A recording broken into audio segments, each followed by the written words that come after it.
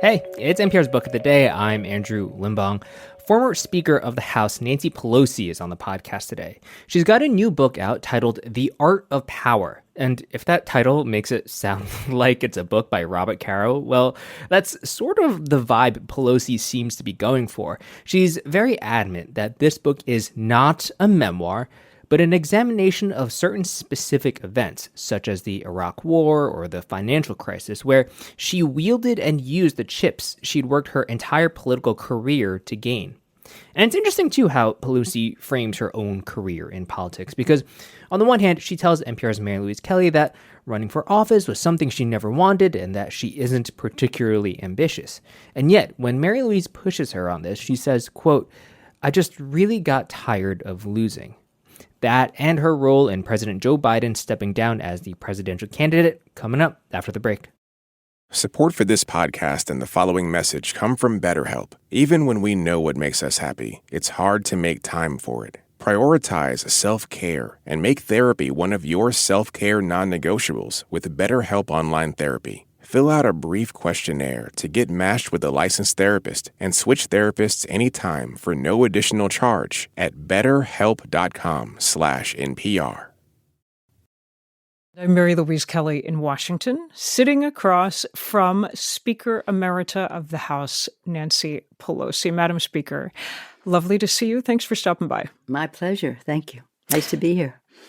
You once said that you tell women, and I quote, "Nobody ever gives away power. If you want to achieve that, you go for it. But when you get it, you must use it." Yes. You said that to the Post, the Washington Post in 2020. It was your second round as Speaker of the House. And I begin there because the reason you and I are sitting across from each other today is you have a new book out called The Art of Power. Nobody starts with power, including even you. You came to Congress in your late 40s. And then you decided pretty quickly that the way to do what you had come to do was you needed to get a position of leadership. I want you to take us to the moment. 2001, you have decided to throw your hat in the ring for Democratic whip, and all the men in the room looked at each other and said, "Who said she could run?" Would you briefly tell us what happened? Well, let me, if I just may, first Please. of all, lovely to be here. I love NPR. This book is not a memoir. It is just about four particular things, whether it's the Iraq War, the TARP, the financial crisis, China, and again, issues that relate to places where I was in the room where it happened. Well, the theme seems to be how you wielded power as a woman the first woman to wield the gavel. You held all those years. But to put in perspective, I had never intended to run for office. I was a volunteer in politics. I loved doing that. I loved promoting other candidates, the causes of the Democratic Party. And then people encouraged me to run. And I thought, well, I've never expressed an interest. I'm not particularly ambitious in that regard. However, they said, "You love the issues, you should go." And I did. And then people said to me, "You should run for leadership." I said, well, I'm here for the issues. I love what I'm doing. But then as it got on with their urging, I just really got tired of losing. We lost in 94, 96, 98. 2000 came around and I said, I think I know how to win these elections. I guess what I'm pushing on is the way you recount it in the book. This was not widely welcomed by all the men who had held power. And I'm curious what gave you the confidence to say, "No, you get in line. We've been standing in line for 200 years. It's our turn." Well, it is interesting that in this, not that long ago, they were saying, "Who said she could run?" And then they were saying, well, why don't the women just make a list of the things they want to do and give it to us and we'll get those things done? Poor babies. I mean, it was like... Oh, so they were helpful. If you just gave them the list, they would sort it for you. And we're like, well, but I said to the people then, I don't want you voting for me because I'm a woman, and I don't want you voting against me because I'm a woman. But I think that I know how to win for a reason, for the children. Well, that's the only reason I left home the first time. Yeah. Speaking of children, you have 5. Mm-hmm. And I do want to throw you a question about your mom. Speaking of women and power, your mom, how did she shape your understanding of what a woman could do, how she could wield power in a room? Well, my mother, I think if she had been another generation or two, God knows what she would have done. But she, as other women of her generation, were more confined. My father was the politician. Well, he was the elected official. He was were both longtime mayor of politicians. Baltimore, member She of was Congress. but a mom, 7 kids, and I was the only girl, the youngest and the only girl. She was quite remarkable.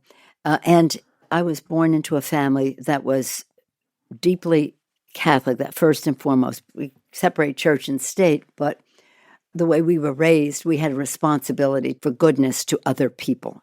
So that was the value system, but I had never had any intention of running for public office. None. True that your parents wanted you to be not Speaker of the House, but a nun? My mother, not my father necessarily. He didn't talk about that. But my mother, she wanted me to be a nun. She thought that would be just perfect. Did you ever think about it? No. No. Anyway, it was, it was lovely, and I love the nuns, and I owe them a great deal. And they say sometimes it's never too late, but it probably is by now. But it is, that was just a manifestation of our faith and her protection. Before we move on from talking power and how to wield the power that you have, I do need to ask about recent events that are outside the scope of this book, including the moment last month when you went on MSNBC's Morning Joe and said this. It's up to the president to decide if he is going to run. We're all encouraging him to make that decision because time is running short. Nancy Pelosi, he had made that decision. He'd just come out and told us, I'm in, I'm running, case closed. Your comments reopened the whole kettle of worms. Mm-hmm. Why'd you do it? Well, let me just say that I have the highest regard for Joe Biden. He is one of the most consequential presidents of our time, and certainly in our American history. And He's a personal friend. Well, I love him. I've loved him for over 40 years, he and his family, and his legacy is very important for our country, and his legacy is one we share because having the majority for part of the time of his presidency. So it wasn't a question of his deciding, it was a question of their deciding what kind of campaign would go forward. One of the reasons I ran for Congress this time was to make sure we won the House back and to make sure that Donald Trump never set foot in the White House again. But let me circle you back to this moment that I'm pushing you on. Yeah. Why go on Morning Joe, which he's known to watch, and reopen that door? Well, I went on Morning Joe that day because that's a question they asked, but it wasn't why I was there. I was there because it was the NATO summit. But you knew they would ask. I didn't know if there'd be time. You never know if there's going to be enough time. We were there to talk about what Russia was doing in Ukraine. My concern was not about whether he would run or not, but whether they would have the campaign that was necessary. And we wanted more visibility of him and the rest. So it was not a question at that time of whether he would run or not. It was a question of whether they would have the campaign that was necessary to win. Because I think that the biggest danger to our country is that what's-his-name would be reelected president of the United States. That was my mission. What's-his-name being Donald Trump. Let me ask this question in a slightly different way. You never called on Joe Biden to drop out. I know. I have talked to no one in this town in Washington who doesn't believe your fingerprints were on that decision and that you were the only one with the clout to pull it off. Mm-hmm. Are those people wrong? It is wrong. I'll tell you what I did not do. I did not call one person. I read in the press that I was burning up the phone lines. And I didn't call one person. People called me. Some of them I received their calls. Some of them I didn't have even time to. I never said, put Michael Donilon on the phone. Never. Have you spoken with President Biden since his decision to pull out? No. Well, not since his public decision. That's a week and a half ago. No, I haven't. Speaker Emerita of the House, Nancy Pelosi. This message comes from Capital One, offering commercial solutions you can bank on. Now more than ever, your business faces unique challenges and opportunities. That's why Capital One offers a comprehensive suite of financial services, all tailored to your short and long-term goals. Backed by the strength and stability of a top 10 commercial bank, their dedicated experts work with you to build lasting success. Explore the possibilities at CapitalOne.com/commercial, a member FDIC. So, Speaker Emerita Nancy Pelosi has been making the media rounds promoting this book of hers, and I've caught some of her interviews elsewhere. And this next part of her interview with NPR's Mary Louise Kelly is the only interview I've seen where someone presses her, like really presses her, on how the Democrats handled the fallout of the economic crisis. Here's Mary Louise. It's September 2008. You know that there's turmoil on Wall Street. You know that 2 giant banks have just collapsed. You called the Treasury Secretary to ask for a briefing. Can you briefly tell me what happened when you get Hank Paulson on the phone? Yeah. What happened was that, just to put it in a further context, the Secretary of the Treasury, Hank Paulson, at the time, was very attentive in briefing the Speaker of the House on issues that related to credit markets and this global markets and the rest on a regular basis. So I called him. It was 3 o'clock. I looked at my watch. It was 3 o'clock exactly. And I thought, this is a little pushy, but Mr. Secretary, we haven't been briefed. Can you come 9 o'clock tomorrow morning to brief not just me, but the Democratic leadership? He said, Madam Speaker, that's how he spoke, tomorrow morning will be too late. So I said, well, why am I calling you? Why am I calling you? Tomorrow morning will be too late. But what he described on the phone was a meltdown from hell. I thought it might be one bank or another and something that was containable, but it was not. It was a meltdown from hell. Everything. So then I said, well, I was going to call, we'd have the meeting that night. I think we're going to have it like at 5 o'clock, just a couple hours later. And I will call Ben, the chairman of the Fed, to be there. And then, echoing some other things you've heard, the White House said, who said she could have the meeting? Poor babies. I said, well, tell them the Speaker said she could have the meeting. They could invite whomever they want, but we're having the meeting at the Capitol.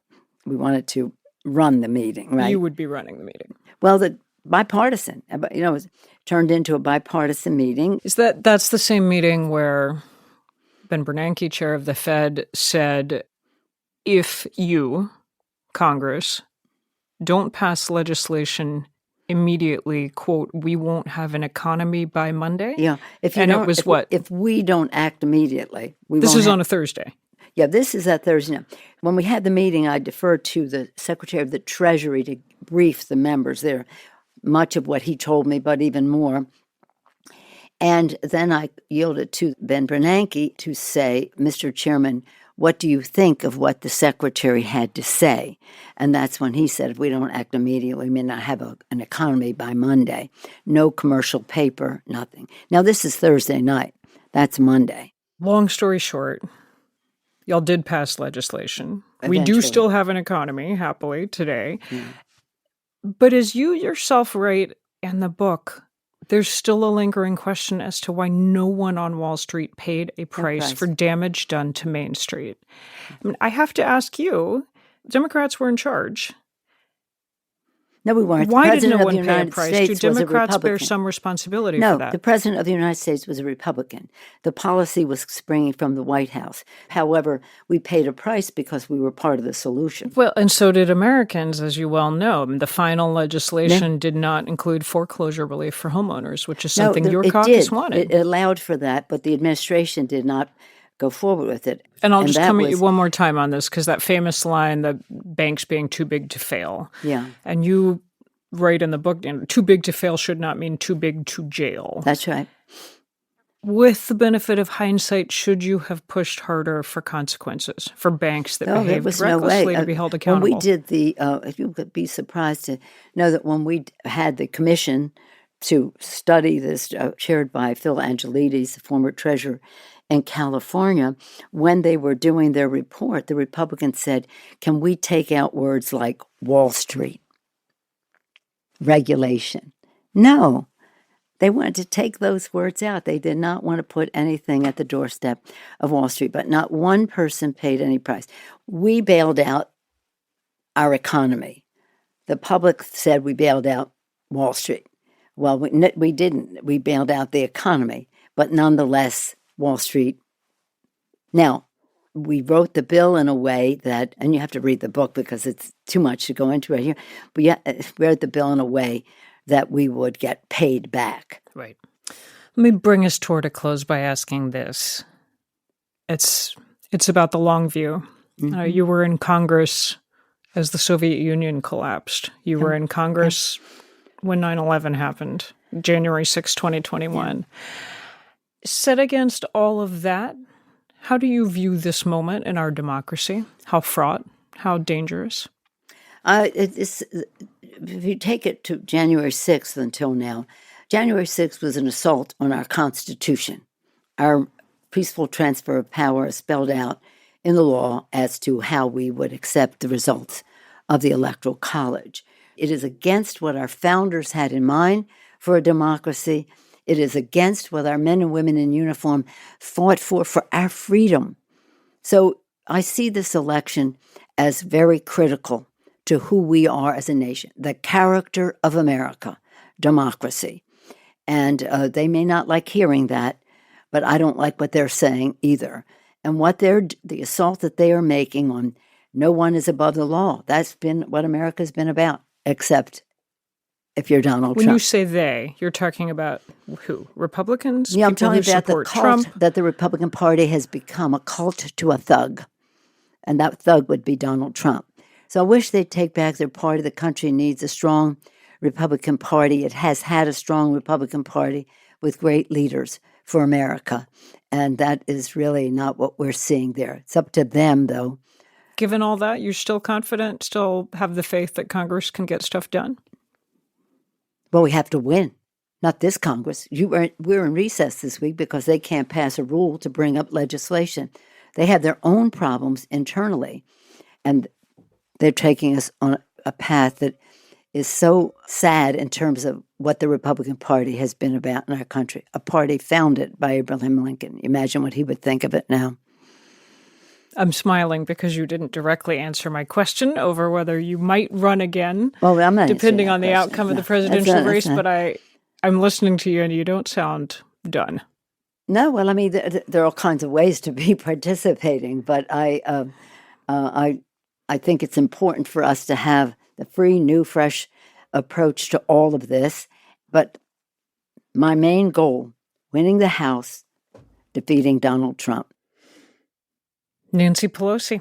Her new book is titled The Art of Power, My Story as America's First Woman Speaker of the House. Speaker Pelosi, thank you. Thank you. That's it for this week on NPR's Book of the Day. Let us know what you think. You can write to us at bookoftheday@npr.org. I'm Andrew Limbong. The podcast is produced by Isabel Gomez Sarmiento and edited by Megan Sullivan and Sierra Crawford. Our founding editor is Petra Mayer. The show elements for this week were produced and edited by Elena Torek, Shannon Rhodes, Rina Advani, Chris Thomas, Janaki Mehta, Courtney Dorning, Melissa Gray, and Erica Ryan. Beth Donovan is our managing editor. Thanks for listening.